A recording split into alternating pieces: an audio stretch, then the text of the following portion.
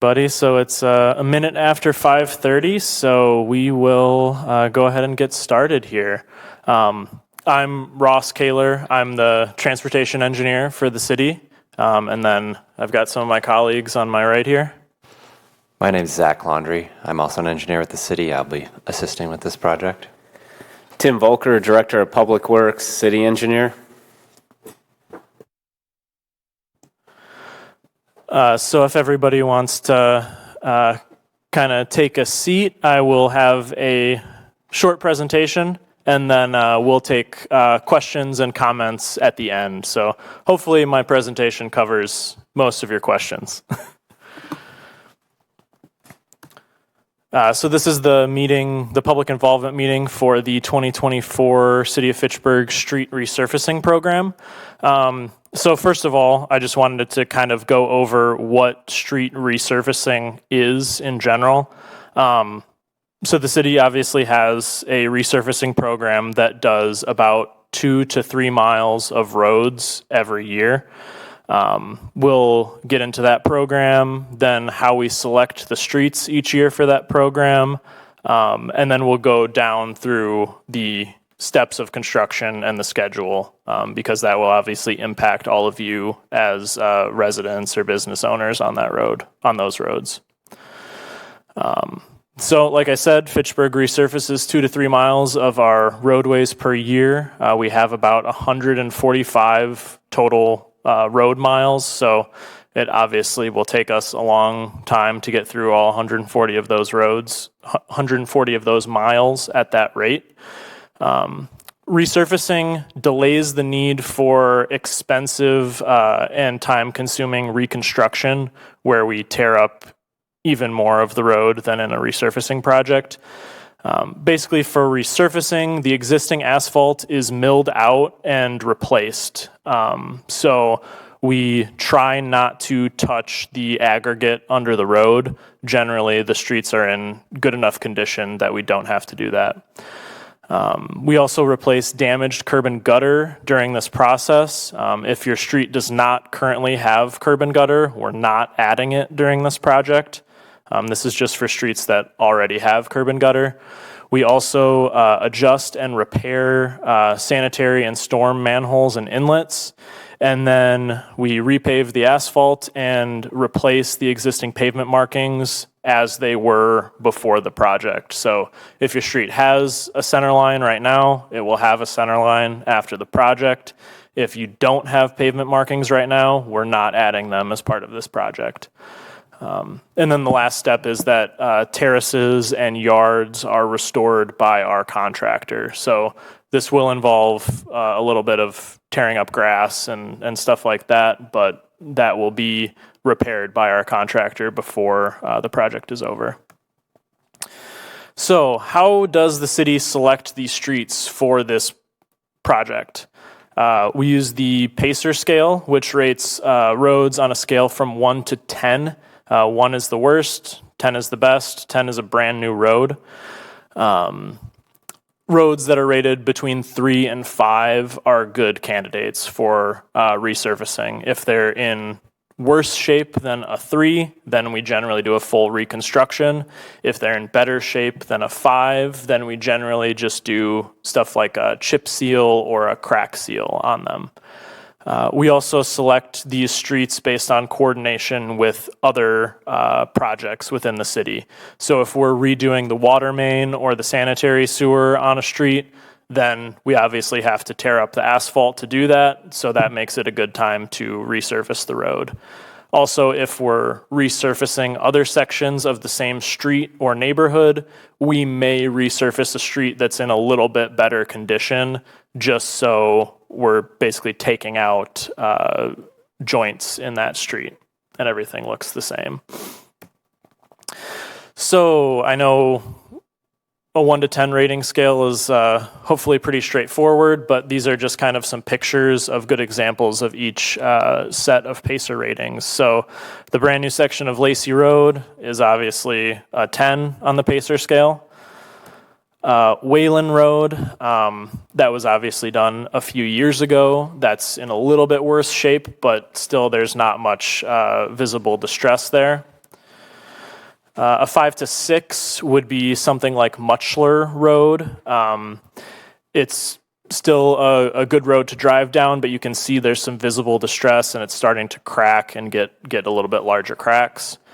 Then a 3 to 4 is something like Marketplace Drive. Here you can see the alligator cracking and the potholes starting. These cracks are basically reflecting and creating more cracks at this point. So you can't really fix this with crack seal or chip seal. Those cracks will just reflect up through or keep making new cracks. And then a 1 to 2 is Fitchburg Road, the section right under the 18151 bridge. That's basically the worst section of road in the city. It's probably more pothole patch than original pavement at this point. And thankfully, we're redoing that in 2025. So not as part of this project. So this is kind of a visual of how the city's streets stack up on the Pacer scale. So red is lower on the scale and green is higher. You can see that we have some decent stretches of some of our more rural roads that are in a little bit worse shape than some of our urban section roads to the north. This year's project will address a lot of mileage of rural roads and only a few miles of urban roads.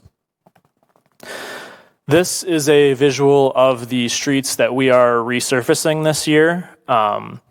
So if you don't live on any of these streets, then this meeting is probably not super relevant for you.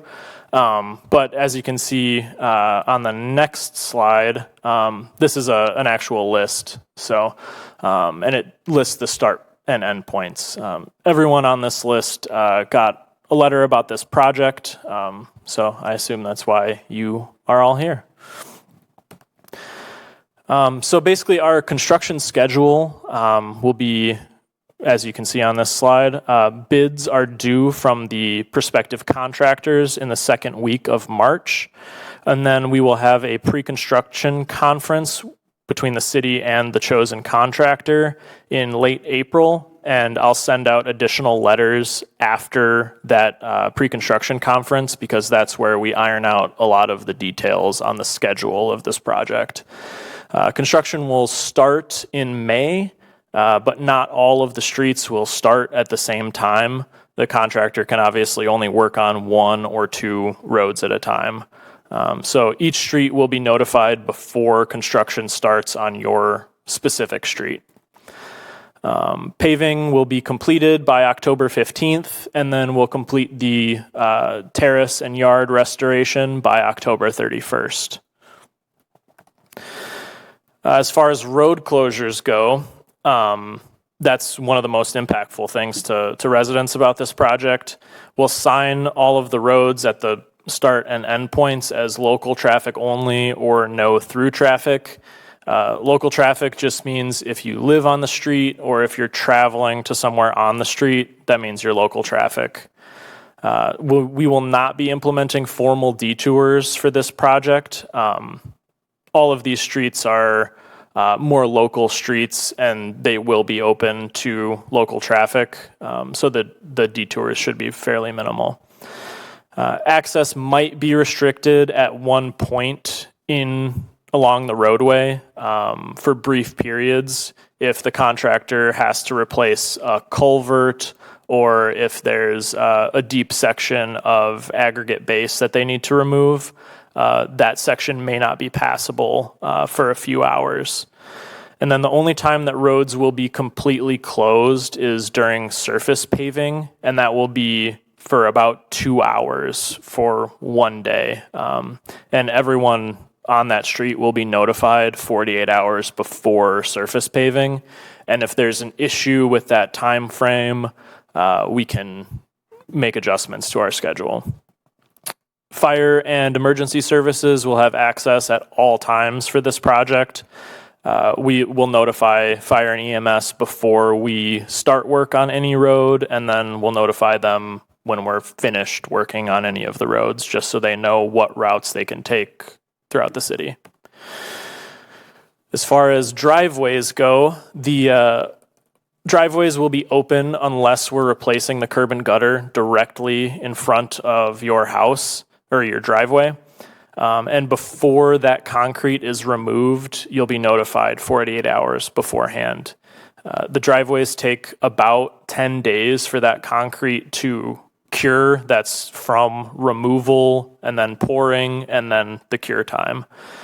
Businesses and multifamily buildings like apartments will have driveway replaced in sections, or they'll have a steel plate for access, just because those impact so many more people. So if you have a disability or you need vehicle access at all times, please fill out a comment sheet, or you can feel free to contact me. My email and phone number is at the end of this presentation, and I have cards on the table with the sign-in sheets. So the construction sequence basically runs in this order. I'll kind of skip over this sheet since I have a little bit more detail on the following sheets, but this kind of shows you the general time frame for each of these steps. So for curb and gutter, our replacement criteria is if there's a vertical offset, basically if adjacent pieces of curb and gutter are not at the same elevation. If there's a horizontal offset, the two pieces are separated and there's a big gap in between. As far as cracks go, if there's hairline cracks, we will leave them. And if they're working cracks, meaning they're getting bigger or spreading, then we'll replace that section. If water ponds, we'll replace that. If the curb head is broken or tipped, we'll replace that as well. And for pitting, if water is ponding because of the pitting, we'll replace that curb. But if it's just aesthetic, then we'll leave that alone. So this is a little bit more detail on the driveway curb removal and replacement. Between removal and replacement, the curb will only be left open for a maximum of 48 hours, and then the concrete can take up to 7 days to cure. Like I said, we'll use steel plates or do multifamily and commercial driveways in sections, and then single-family homes will be able to park on the street right next to your driveway during these times. So after the curb and gutter repairs, about at the same time, we'll get into the storm sewer repair. This is just replacing inlets that need it along each of these streets. Then the pavement will be pulverized and milled. Basically, they grind up the existing asphalt and either use it as additional base material or remove it and use the aggregate that's already underneath the road as the base material. Pulverizing, which is leaving the material there, can help if the road is in really bad shape or we don't think it has enough aggregate gravel underneath it. And if we want to leave the road at the same elevation, then we'll mill it and remove all that existing asphalt. After they pulverize or mill, they will grade the road out to the final elevation before the asphalt. Basically, right after they mill, those millings will be soft to drive on, but they will follow right after with a grader and a compactor. And the grading will continue for a few days. Basically they get the road to rough grade, and then they use their GPS and equipment to get it to the final exact grade. After grading, they compact the base material. That just means they get everything firm and ready to have asphalt placed on top of it. Then they'll adjust manholes or water valve covers if there are any on your street. That just means getting them to the elevation that the asphalt is going to be at, so they're not rough to drive over. Then we'll do any undercut that needs to happen. Basically, we drive a heavy truck along the gravel, and if it sinks in or leaves any tire marks in any places, we dig out and replace that base material. After the undercut, then we do the asphalt paving. These roads will all end up being a 4-inch thick section of asphalt. We do that in 2 passes. So they'll do the lower layer first, and then generally a few days later, they'll come back and do the surface layer. And during that surface layer paving, that's the only time that the roads are not able to be driven on for about 2 hours. After they do the paving, then we replace the pavement markings just as they were before the project. So if you have a center line, you're still getting a center line with the same no passing zones. If there's fog lines, we're replacing those. If there's crosswalks or stop bars, we're replacing those in the same locations. Then the last step is restoration. Some of this work will involve going slightly off the road into the grass. The contractor will restore the terrace by replacing the topsoil and then seeding it. If you guys can water the new grass seed, the contractor will water it once, and then if you want to help that grass seed come in, if you water it 2 to 3 times in the first week, and then about weekly after that, that really helps the grass establish, especially in the summer. And then the other big question we normally get is, will I be assessed for this project?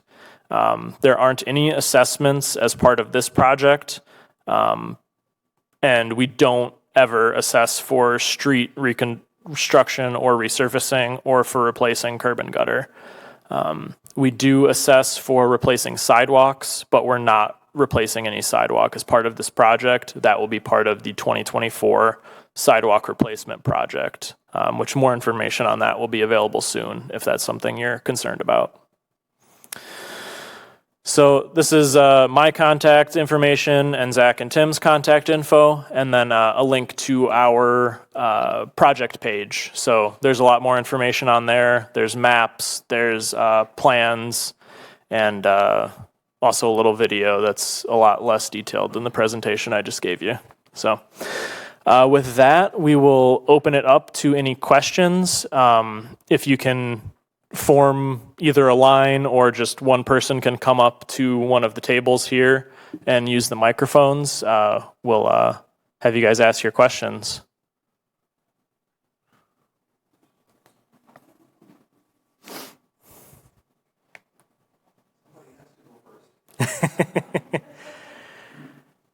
Yeah, so if you just press the button, oh, it turned green, all right. It's good. Hi, Steve Wildeck, 2758 Richardson Street. Thank you for moving Richardson Street up on the schedule. I think originally it was 2026, but if that's not the case, you just got a free thank you anyway.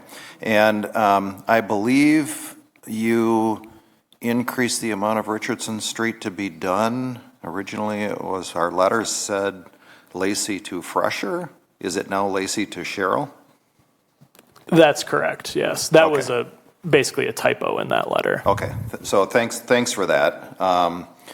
Couple of questions for you. One is, are you identifying ahead of time any likely problematic spots for sinking or other areas that might need substructure repair? Are you assessing any of that ahead of time? And the reason I ask is Richardson has a chronic sink problem at Cheryl, and it has a chronic sink problem at Merlin. And I'm just wondering if you're going to address those. Yes, so identify that's those ahead of time. Yeah, so that's part of what the undercut process is for. So basically, once we have the asphalt removed, we will drive a fully loaded dump truck. It has to be 55,000 pounds or more. And if it deflects or ruts the subgrade more than 1/4 of an inch, then we replace that aggregate down to 1 foot below the bottom of the asphalt. There's a third area that I'd like to bring to your attention, and that is right between 2754 and 2758. And that's where the street originally stopped in 1994. And then it was continued in 1995. And that line where the street stopped is a chronic thumping problem for trucks and heavy vehicles. So if you could put that on your list of areas to look at, that would be appreciated. So that I'm guessing that's because there's a little bit of an elevation difference between those two sections of asphalt. And when we pave this, it'll all be one section of asphalt. So that will be removed. And if there's any water problems there, we'll address those as well. One other question, and then I promise to go sit down and be quiet. It looks like you, on the Lacey Road improvement that was done between Seminole and Fitchburg, it looks like you put a concrete collar around the manholes. Something is different in that surface. And I'm impressed with that because it is a very smooth feel when you drive over it. I would ask you to consider anything on Richardson Street that would prevent the recessing of the manhole lids from the surface of the pavement. We did, that process is, the company that does that is called Mr. Manhole. We did do that in a few places on Lacey Road to address manholes that were installed too deep underneath the asphalt. So we do adjust the manhole lids when we do the asphalt paving. So they're within a quarter inch of the rest of the roadway. So that generally takes care of those issues. But if there's any that are still an issue after the project, we can come back in and do that Mr. Manhole process. Thanks for paying attention to that, particularly at Fresher, where the incline begins, is where there's a lot of noise on that road. Sure. And unfortunately, that's right where I live. So thank you very much. Yep. Thank you.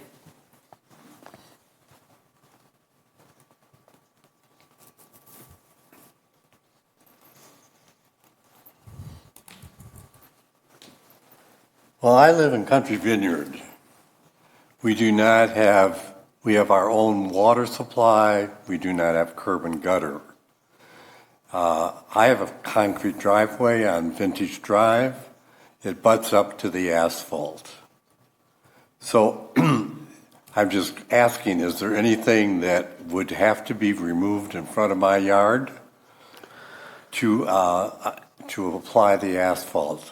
So in Country Vineyards, because there are so many concrete driveways, we're going to install the asphalt at the same elevation that it is right now. Okay. So our goal is to not have to remove any concrete driveways. Okay. If we do end up having to remove a section of driveway, like say the milling machine damages part of the driveway, which does happen, then we'll replace it up to the first joint line with the same concrete material that's there now. Okay. So generally speaking, will most of us be able to return to our own driveways prior to and after the starting of working in the yards or the roads? Yes. So especially in Country Vineyard where you don't have any curb and gutter, like you said, you'll be able to access your driveway at all times throughout the project. Okay. The only time that a resident wouldn't be able to access their driveway is if we pull the curb that's in front of it out and replace it. Then there'll be wet concrete there. We don't have any curb. I know, but some roads in this project do have curb. We're doing roads throughout the city, not just in Country Vineyard. Okay. So I you won't have any issues. I think you've answered my question.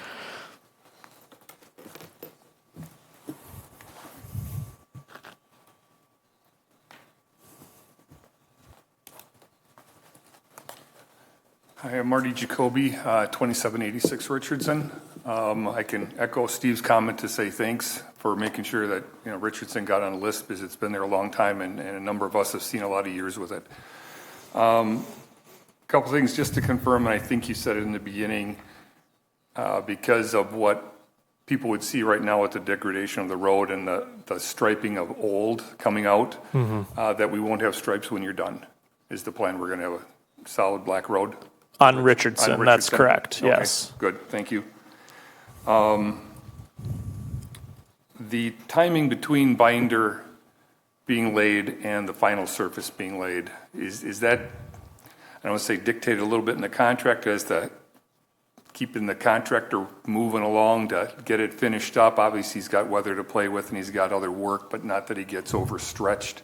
Seemed maybe some of the projects that you guys had in 2023 took a long time to get that final surface on, but not knowing all the circumstances behind it, but I just wanted to bring that up, not that it drags out any longer than it needs to.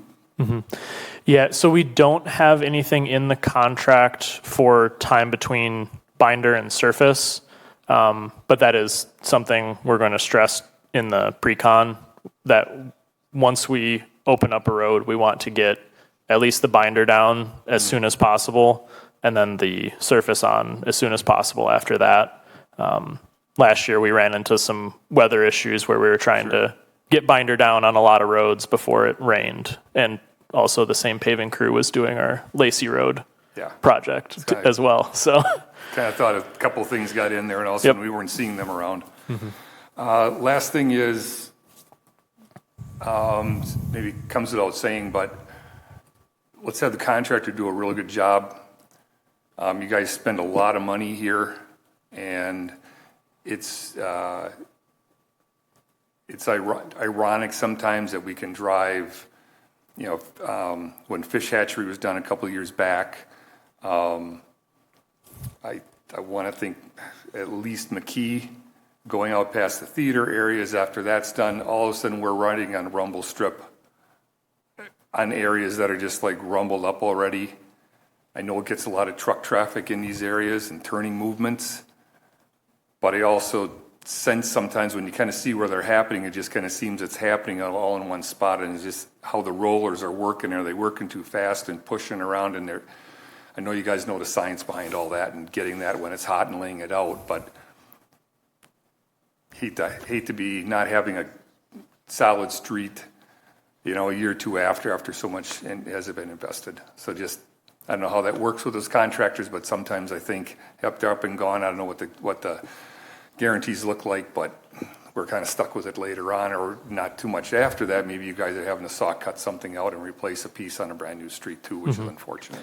Right. So after the project is accepted by the city, we will have a 14-month warranty to address anything like that. If they are pushing asphalt with the roller and it, makes that rumble strip feel like you're saying, we'll have 14 months to have them come out and address that. Yeah, which is great for coverage. At the same time, now we got the street sawed up and you patched it in again on a brand new one. But I bring it up because it's out there as an issue to just make sure they don't get too far ahead of themselves. Yep, and we will have a city inspector on site throughout this whole project. Okay, so good. Thank you. Thank you.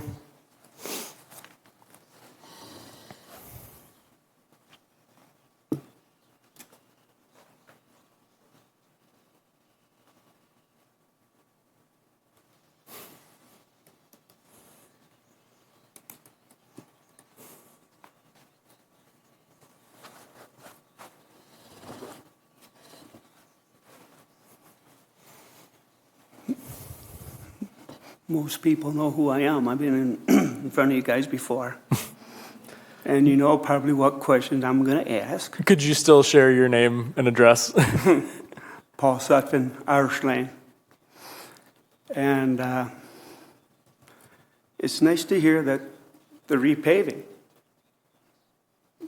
Because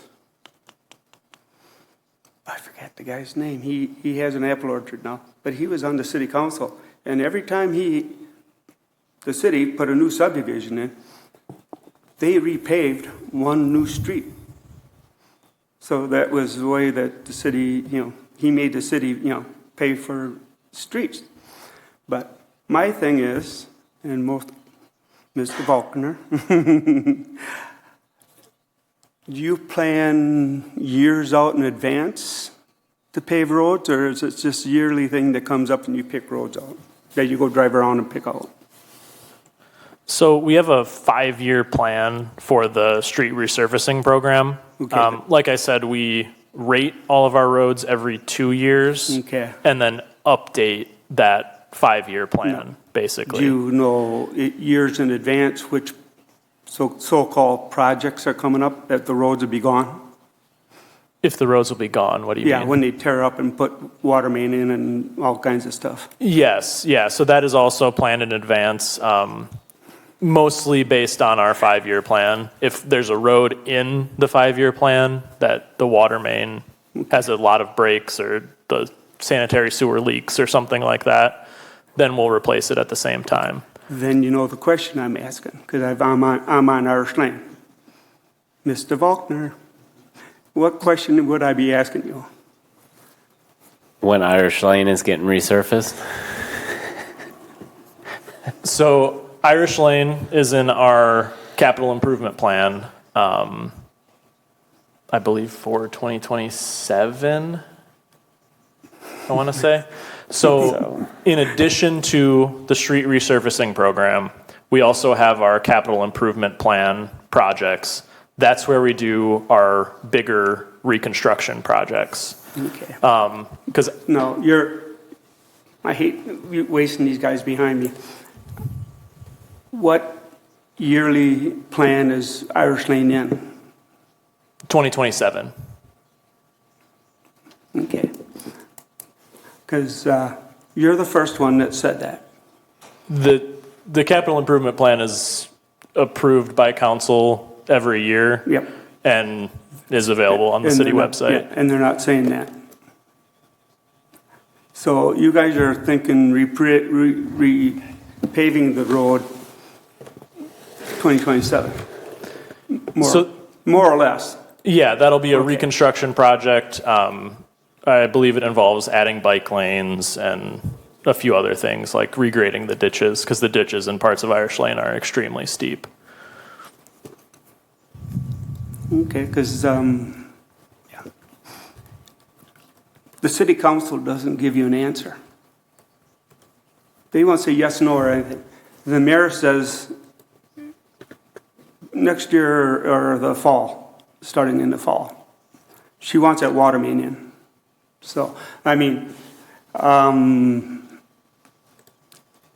been in front of the city council and I want some numbers and answers, and nobody can give them to me.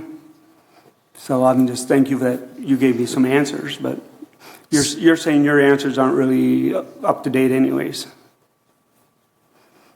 That's not what I said. The city council can sit there and say tomorrow that we're going to start spring of 2025 and rip up Irish Lane. So They could make an amendment to the capital improvement plan, yes, Yeah. but in the capital improvement plan right now, it's Okay. set for 2027. so repaving is more or less in your eyes are 27 for 27. Yes. Okay. I thank you very much.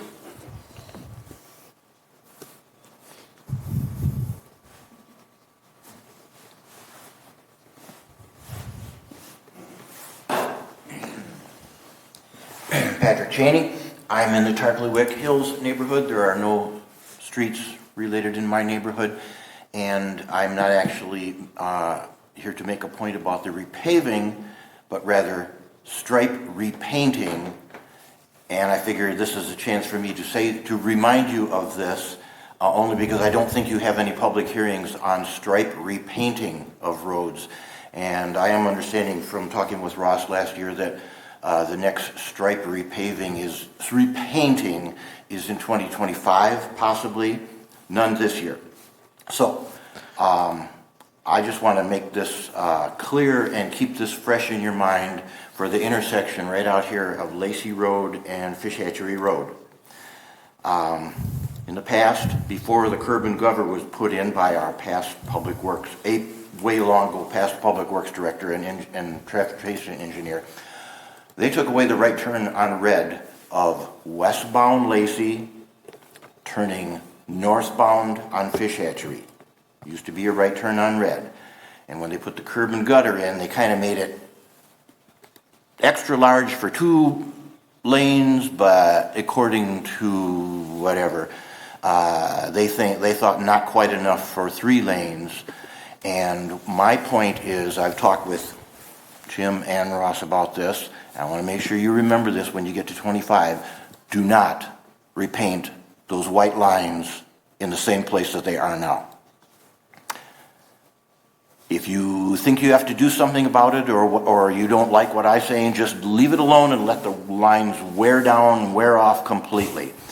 This needs to be changed so it's more efficient. Your engineers make it work so that there are 3 lanes westbound on this part of Lacey approaching the intersection.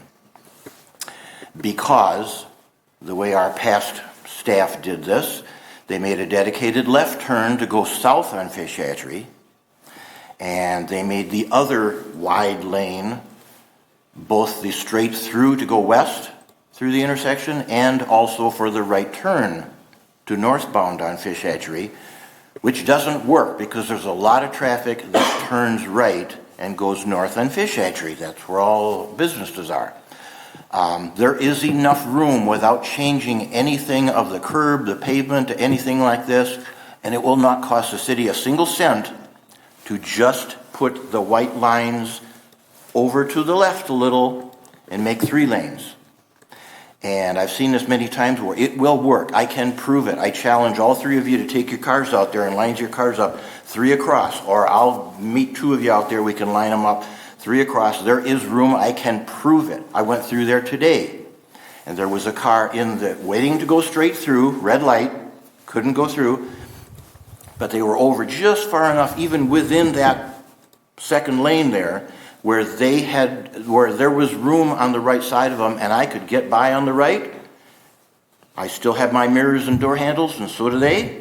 Didn't scrape or anything, and I could get by them, and I could turn right. Many people. Patrick, I'm just going to say this is not relevant to this particular project. But you don't have a public hearing on restriping, do you? We haven't done that project yet, Okay. so if we need to have a public hearing, So then this we is the closest will. thing where I can just remind you. Yep, and no, we've move the taken stripes note of over this when you get to suggestion from you, and we'll keep it in mind for Yes, when good. we do That's that road. what I want. Do it right. Don't do it the way it is now, because there is room. I can prove it. So I would be very upset if the stripes were put in the same place they are now. We'll keep that in consideration whenever we restripe that. Great. Thank you. Thanks.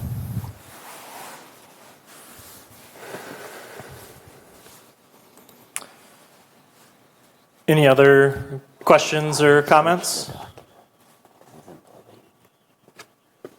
All right, then thank you guys for coming. Our contact information's on the screen. If you want to write any comments down, there's comment sheets over there, and Zach and I's business cards are over there as well. So thank you guys. Thank you, everyone. Have a nice night.